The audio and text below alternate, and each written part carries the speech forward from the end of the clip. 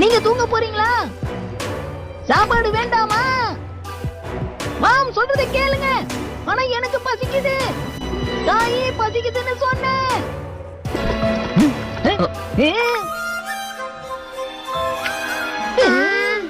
இது என்னதுமா? சாப்பாடு.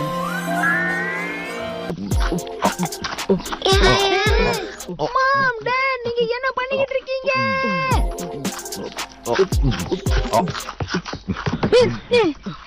காலங்காத்தாலே இந்த மாதிரி ஸ்நாக்ஸ் சாப்பிடுறது நல்லது இல்ல. நீ எதுவும் பேசாத, எங்களுக்கு பசிக்குது. எனக்கு கூட தான் பசி எடுக்குது. மாம், நம்ம எல்லாருக்காகவும் ஏன் சமைக்க மாட்டேங்கிறீங்க?